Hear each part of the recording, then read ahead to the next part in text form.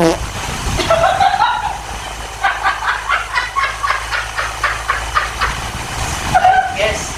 saya lagi makan ikan tuna sama dia guys.